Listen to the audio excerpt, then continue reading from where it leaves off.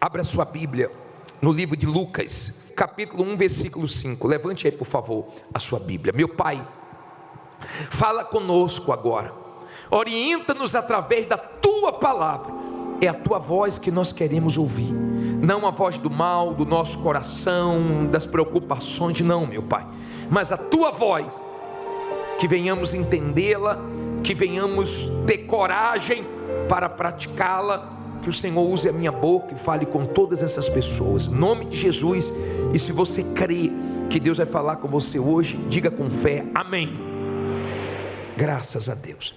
Vamos aprender com Zacarias. Diz assim: existiu no tempo de Herodes, rei da Judéia, certo sacerdote chamado Zacarias, da ordem de Abias, e cuja mulher era das filhas de Arão, e o seu nome era Isabel. Olha para mim, por favor. Aqui deixa claro que era um tempo difícil. Se você procurar saber quem era Herodes, você vai ver que era um homem muito perverso, maligno. Era um tempo difícil. Nós também estamos vivendo um tempo difícil no mundo. As coisas não estão fáceis. As coisas acontecem do outro lado do mundo e abalam a economia no nosso país. Surge uma guerra bem longe do Brasil e afeta nosso bolso. Nós estamos vivendo dias difíceis, não são dias fáceis. E a Bíblia diz que os dois eram justos. Olha o versículo 6. E eram ambos justos perante quem? Deus, andando sem repreensão em todos os mandamentos e preceitos do Senhor. E não tinham filhos, porque Isabel era estéril, e ambos eram avançados em idade. E aconteceu que, exercendo ele o sacerdócio diante de Deus, na ordem da sua turma, segundo o costume sacerdotal, coube-lhe em sorte entrar no templo do Senhor para oferecer incenso. E toda a multidão do povo estava fora orando a hora do incenso. E o anjo do Senhor lhe apareceu, posto em pé à direita do altar do incenso. E Zacarias, vendo, turbou-se e caiu temor sobre ele. Mas o anjo lhe disse: Zacarias, não temas, porque a tua oração foi ouvida, e Isabel, tua mulher, te dará à luz um filho, e chamarás o seu nome João. Olha para mim, por favor. Deixa a Bíblia aberta. Os dois eram justos, irrepreensíveis. Ele era um homem de Deus, ela era uma mulher de Deus. Só que eles não tinham um filho. Naquela época, a mulher ser estéril, uma mulher não dar luz a um filho, era algo vergonhoso, era algo muito difícil. A mulher de Jacó disse assim: dai-me um filho, senão eu morro. Vocês lembram das humilhações que Ana, nós já pregamos sobre isso aqui, sofreu na mão de Penina, que pirraçava, que humilhava, porque ela não dava luz a um filho. Era uma situação vergonhosa, mas eles eram de Deus e eram de oração. Eles não podiam, com a força do braço, resolver aquele problema, mas eles podiam orar. Tem coisas que você não pode resolver com a sua condição, com a sua sabedoria, com a sua experiência, com a sua capacidade humana, com os seus recursos, mas você pode orar. Todos podem orar, e eu creio no poder da oração. E eles oraram, e eles invocaram a Deus. E quando ele estava queimando incenso no templo, o anjo apareceu. E quando o anjo apareceu para falar que as orações foram ouvidas, porque Deus ouve as orações. As nossas orações não batem no teto e caem. As nossas orações são ouvidas por Deus, e você tem que crer que as suas orações vão ter respostas. E mesmo vivendo dias difíceis, de desemprego, de dívida, de dificuldades, de lutas, não pare de orar, porque Deus vai responder suas orações. Aí a Bíblia diz assim, parei aonde? Versículo 14. Você vê que no 13 diz que ela é dar luz a um filho, e o nome seria como? João. Eles não tinham filho, mas queriam ter. Eu não sei o que você não tem, eu não sei o que você quer ter, mas você pode falar para Deus trazer existência o que não existe na sua vida. Aí a Bíblia diz assim: e terás prazer, e o que? E alegria, e muitos se alegrarão no seu nascimento, porque será, não ouvi, grande. Diga, o meu testemunho vai ser grande. Você crê nisso? Você crê que Deus tem coisas grandes para você? Porque será grande diante do Senhor, e não beberá vinho nem bebida forte, e será cheio de quê? Do Espírito Santo, já desde o ventre de sua mãe, e converterá muitos dos filhos de Israel ao Senhor seu Deus, e irá diante dele no espírito e poder de Elias, para converter os corações dos pais aos filhos, e os rebeldes à prudência dos justos, com o fim de preparar ao Senhor um povo bem disposto. Olha para mim, por favor. Eu vou continuar no 18, mas agora olha para mim. O anjo falou alguma coisa ruim? O anjo só falou coisas o quê? Boas. Era o que ele estava pedindo a Deus. O anjo aparece, ele se assusta, se enche de temor, e o anjo disse assim: não tenha medo não, sua mulher Isabel vai dar luz a um filho, o nome dele vai ser João, só que ele vai trazer muita alegria. Eu creio que Deus vai fazer acabar esse tempo de tristeza na sua vida. Eu creio que Deus vai te dar muita alegria aqui. Eu creio que Deus tem poder para fazer essa vida triste dar lugar a uma vida muito alegre, muito feliz. Deus tem poder para isso. Agora o anjo foi falando tudo que Deus ia fazer. Era só para ele falar o quê? Amém. Graças a Deus. Tá ligado? Você já conviveu com alguém que passou por uma situação que falou besteira e atrapalhou tudo? Que você falou: criatura, pelo amor de Deus, fica calado. Criatura, cala essa boca. Criatura, paciência. Criatura, cuidado com o que você está falando. Já aconteceu isso com você? Estava tudo bem, o anjo estava dizendo tudo o que ia acontecer, mas ele abriu a boca na hora errada para falar as coisas que não precisavam ser faladas. Olha o que diz aqui, ó. Vamos lá, versículo 18. Disse então Zacarias ao anjo: como saberei isto? Pois eu já sou velho, e minha mulher o quê? Avançada em idade. E respondendo o anjo, disse-lhe: eu sou Gabriel, que assisto diante de Deus, e fui enviado a falar-te e dar-te estas alegres o quê? Novas.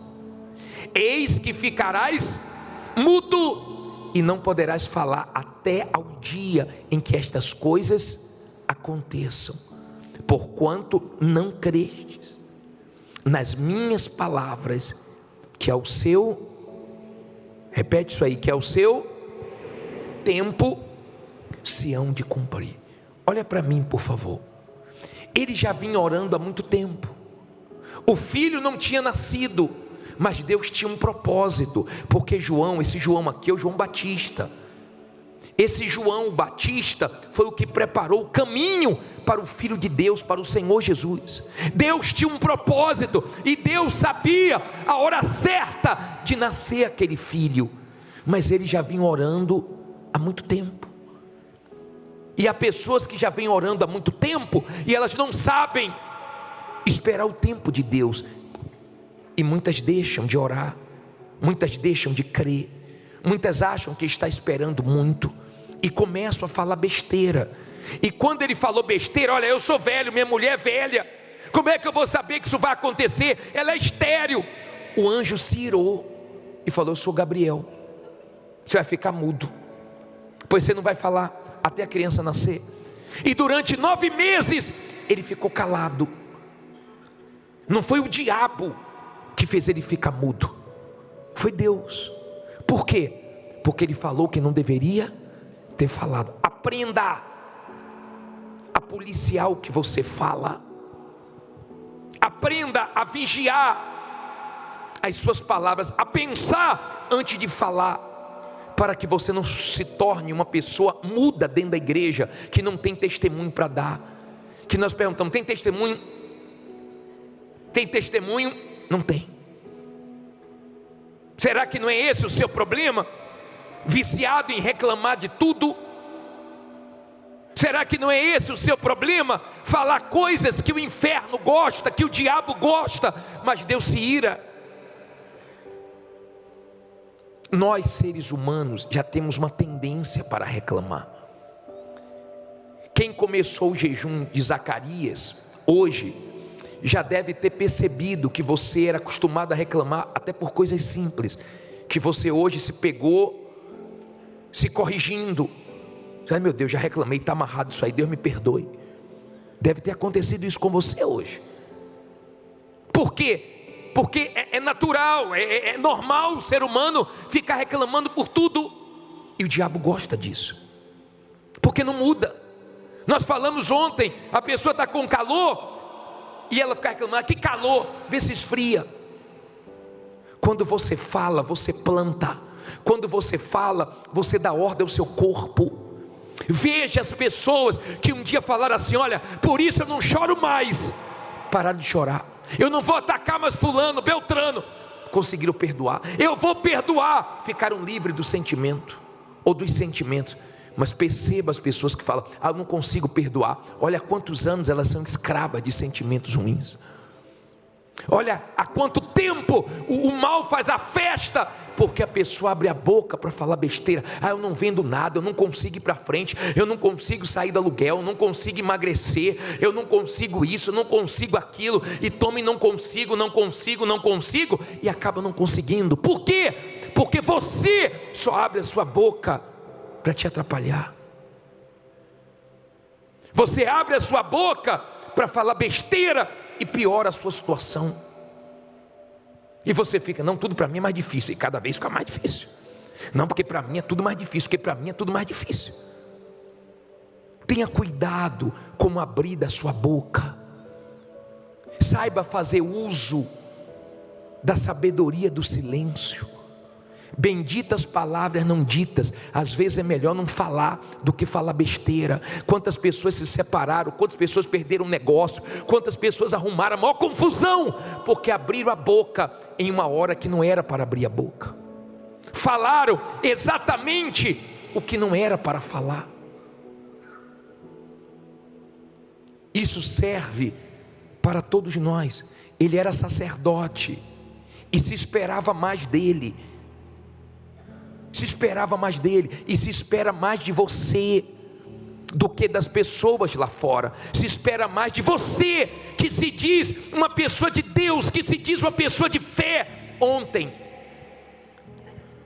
um grupo de pessoas da igreja trouxeram um ateu para assistir o culto. E essa família que convidou o ateu para assistir o culto, quando acabou o culto, foram no restaurante. E quando chegou lá, a carne não veio boa. E começaram a reclamar: pô, a carne está muito ruim. Eu também achei, a carne está muito isso, a carne está muito aquilo. Aí o ateu falou: peraí, não foi isso que o bispo ensinou no culto agora? Graças a Deus por essa carne. Vocês não ouviram, não? O que se dizia ateu estava corrigindo aqueles que estavam dentro da igreja. Será que o tempo não está fazendo você se tornar uma pessoa negativa, fraca? Será que o tempo não está levando você a não ter mais a mesma confiança, a mesma fé que você tinha um tempo atrás?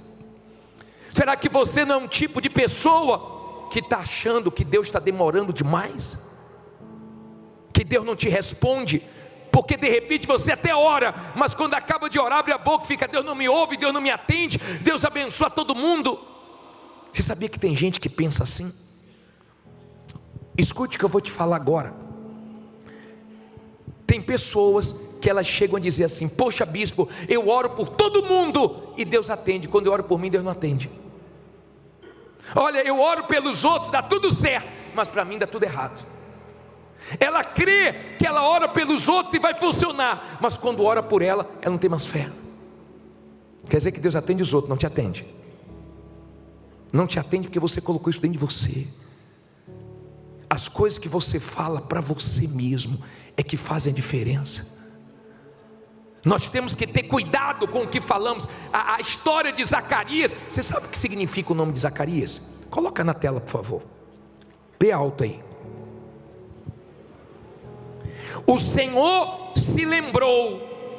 Olha para mim, por favor. Deus é Deus que não esquece de nenhuma oração nossa, mas Ele responde no tempo dEle. Ele age da maneira dEle. Ele só não vai deixar de agir se você confiar nele. Estou lembrando aqui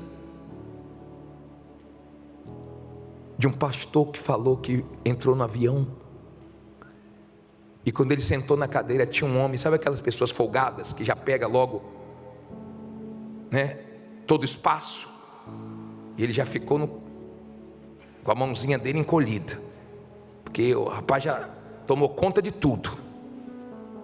Aí ele falou que daqui a pouco ele reclamou, começou uma criança a chorar atrás, e para piorar começou o ar-condicionado a pingar bem onde ele estava.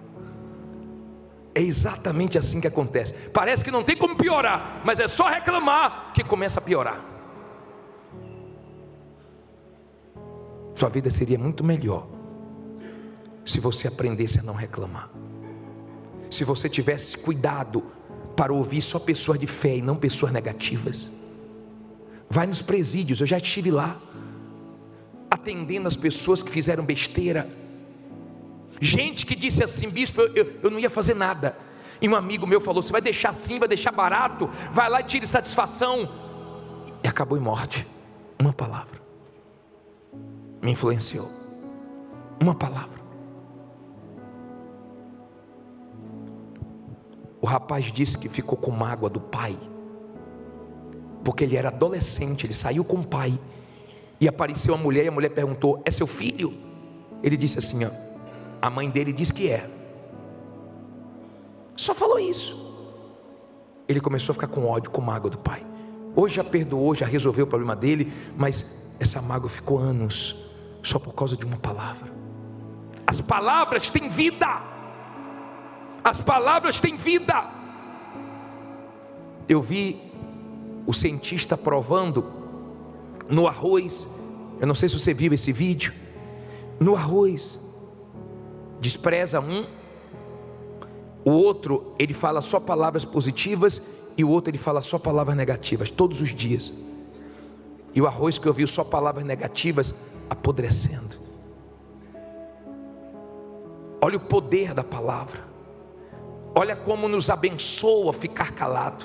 Lembra quando o bispo Macedo foi preso e o repórter perguntou para o bispo sobre aquela situação? Ele disse: não sei porquê, mas tudo coopera para o meu bem, ou para o bem dos que amam a Deus. E tudo cooperou para o bem. Quantos momentos difíceis nós vimos sair da boca do bispo numa reportagem: vai arrebentar. O bispo passando por uma situação crítica, mas dizendo o quê? Vai arrebentar. O diabo fica louco, o inferno fica louco quando ele ataca, quando ele faz de tudo, e da sua boca só sai o melhor, só sai vida. Mas como ele gosta quando qualquer coisinha você começa.